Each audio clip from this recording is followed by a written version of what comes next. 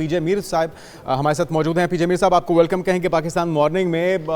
पाकिस्तान ने रिस्क तो ले लिया, कितना कारगर साबित हो सकता है और अब सीरीज जीतनी है तो गलती की गुंजाइश तो नहीं है हमारे पास? बिल्कुल जी, ये डिसाइसिव मैच है, बिकॉज अगर यहाँ हारते हैं तो सीरीज तो खत्म हो जाती है, क्योंकि अगला मैच पर्थ में। तो इस लिहाज से ये पाकिस्तान पॉइंट ऑफ व्यू से बहुत स्ट्रांग है। नेचुरली प्रेशर होगा पाकिस्तान के ऊपर कि इसको सीरीज को अलाइव रखें, एटलीस्ट वनडे जो है, एंड सी कि क्या बनता है। लेकिन देखें, एडिलेड की विकेट है इन कंपैरिजन टू ये ग्राउंड, इन कंपैरिजन टू छोटी ग्राउंड है, और यहाँ एक छोटी साइड है और एक बड़ी साइड है। अभी आपने देखा इसने कैच भी छोड़ दिया, हालांकि it was a sitter catch, बड़ा इजी कैच था वो, और it could, but the question is कि ये भी चीजें होती रहती हैं। हम ये प्लेयरों को कंडेम नहीं या क्रिटिसाइज करते हैं, लेकिन बात तो वही है मीर साहब के कैचेस विन मैचेस। हम जिस बॉडी लैंग्वेज के साथ जाएंगे, और ऑस्ट्रेलिया जैसी टीम जो कि वो तो अच्छी भली टीम को भी नहीं छोड़ती, तो अगर हम इस तरह से कैचेस ड्रॉप करेंगे, उनको मौके पे मौके देंगे, तो फिर तो वो बुरा हाल कर देंगे।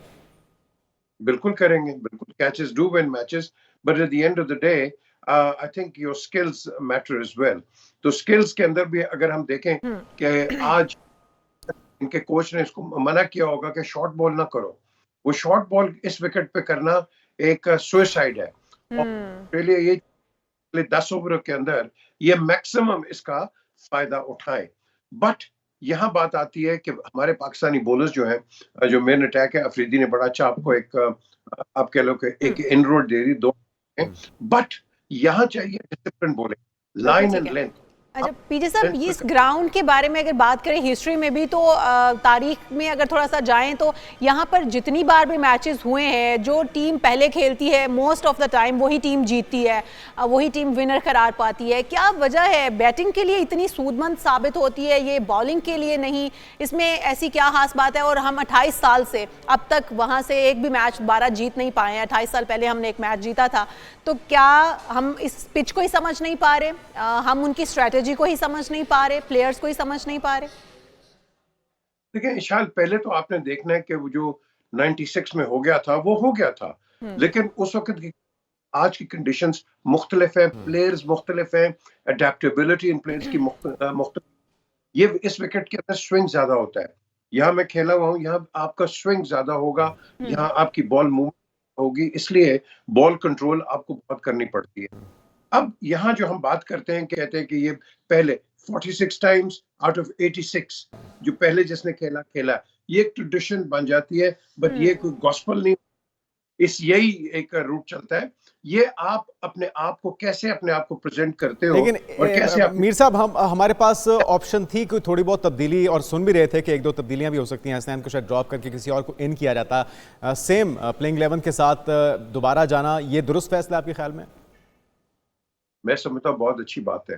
मुझे पता है कि एक दो एनालिस्ट ने क्रिटिसाइज किया है कि ये बर्डन है टीम के ऊपर। सैम, ओ भाई, इनको तुम चांस दोगे आगे खेलने का, कंसिस्टेंसी दिखाओगे, तो तभी तुम आगे बढ़ोगे। ऑस्ट्रेलिया को देखो, उन्होंने इंडिया सीरीज के सामने, ये जरूरी इंडिया, ये ऑस्ट्रेलिया डजंट बैंक एक लड़के या दो लड़के के ऊपर, वो बैंक करते हैं टीम के ऊपर।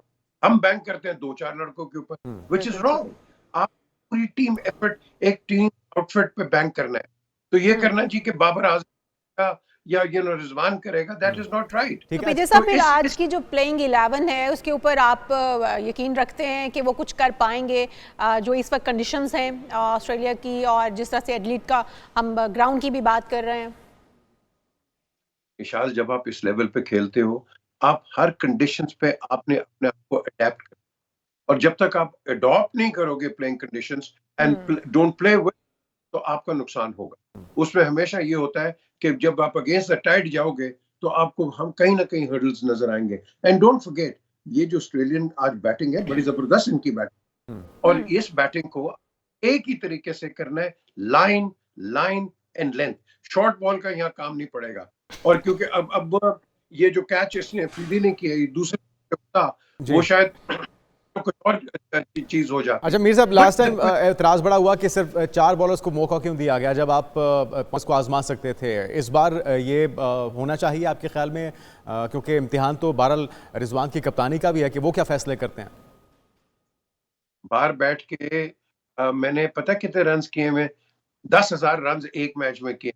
बाहर बैठ के मैंने 50,000 विकेटें भी ले ली हैं। बाहर बैठ के जो है ना, बाहर बंदा मैं ये कर सकता हूँ, अंदर कुछ और ये चीज आपने अंदर वाले का जो डिसीजन लेता है, we have to go by the decision. Yes, गलतियां होती हैं, यस मिसकैलकुलेशन हो जाती है, बट दैट डजंट मीन कि ये जो बाहर बैठ के जो चैंपियंस बन जाते हैं, हाँ जी उसको ये करना था, और भाई तुम जाके खेलो ना अंदर। लेकिन बात तो फिर ये है ना कि नताइज पे मीर साहब, अगर हम मैच जीत जाएं तो सारी गलतियां छुप जाती हैं, और अगर हम हार जाएं तो फिर पॉइंट्स रह के याद आते हैं कि ये हो सकता था, ये हो सकता था।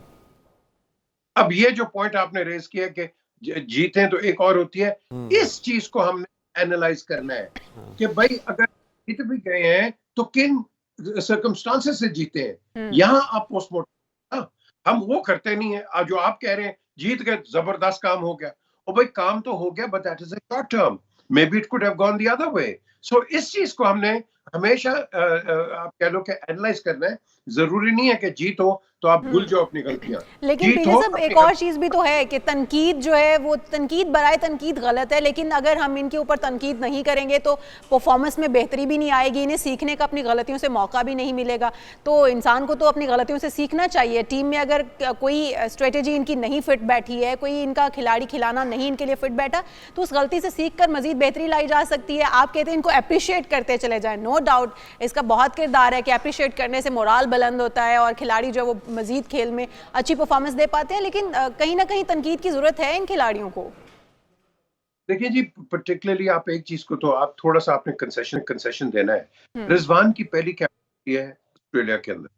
अब इस कैप्टनसी को एक अंडर प्रेशर होगा, आपने उसको सपोर्ट, कैप्टन को, नया कैप्टन है, एक तो सीरीज से पहले आप नया बना देते हैं। आपको देखो ग्रेजुअली इनको आप इनको सेटल इन करते हो as a captain, as a team भी। आई एम श्योर गिलेस्पी बहुत कुछ इनसे मोटिवेशनल बातें करता होगा, because he knows the conditions. और ये जो चीज है ये ग्रेजुअली अडेप्टेबिलिटी के अंदर। अब वनडे के बाद इनका, उसके बाद फिर आप देख लो T20 भी आगे आ रहा है। अब T20 के अंदर अडेप्टेबिलिटी क्या होगी, वनडे के अंदर अडेप्टेबिलिटी क्या होगी, ये सारी अच्छा बहुत इंपॉर्टेंट रोल है। मीर साहब, आज के जो एडिलेड का ग्राउंड है, पिच है, उसको देखते हुए, क्योंकि बैटिंग पेज से कहा जा रहा है, कितने टोटल तक महदूद करना होगा पाकिस्तान को कि उनके लिए चेजेबल हो? मैं समझता हूँ ये ऑस्ट्रेलिया जो है इसका टारगेट 300 होगा। 300, क्योंकि 200 के अंदर वो अचीवेबल होता है। आपने देख लिया कहीं ना कहीं फंस जाता है। हमारा भी लड़का देखो, नसीम ने किस तरह खेल गया था पिछले मैच के अंदर। तो कोई ना कोई एक आउट परफॉर्म कर जाता है, even from a non regular batsman. So यहाँ मैं समझता हूँ कि Australia will be looking for around 300, और ये जो पहले 10 ओवर है इनके लिए भी क्रूशियल है, because they will take the most advantage of the field placing. और उसके बाद फिर आई थिंक इनकी जो अपनी एक स्ट्रेटजी होगी, that is how they look. बिल्कुल ठीक है, बहुत शुक्रिया पी जमीर साहब, आप हमारे साथ मौजूद थे और जिस तरह से आपने अपनी राय से हमें आगाह क्या होना चाहिए और क्या स्ट्रेटजी और किस तरह से जमकर खेलना चाहिए। नो डाउट टीम को इस वक्त अपनी परफॉर्मेंस देनी है तो ही टिके रहना है, अदरवाइज़ हम तो अप्रिशिएट करते हैं, हम तो हार को भी एक्सेप्ट करते हैं और अपने खिलाड़ियों के ऊपर हम बात करते हैं कि वो अगर हारें भी तो भी हमारी टीम है और हमें वो सरांखों पर हैं, लेकिन अच्छी परफॉर्मेंस देंगे तो जाहिर है कि जो देखने वाले हैं वो बहुत खुश होते हैं और दिल बाग बाग हो जाते हैं जब टीम अच्छी परफॉर्मेंस देती है। उम्मीद करते हैं जो रिस्क पाकिस्तान ने लिया है वो पाकिस्तान के हक में ही रहे, उनके खिलाफ ना चला जाए, और ऑस्ट्रेलिया जैसी तगड़ी टीम को काबू करना यह इन तौर पे एक सलाहियतों का इम्तिहान भी होगा। हमारी दुआएं पाकिस्तानी टीम के साथ हैं, रिजवान के साथ हैं, जिनकी कप्तानी में आज पाकिस्तानी टीम एडिलेड के मैदान में उतरी हुई है।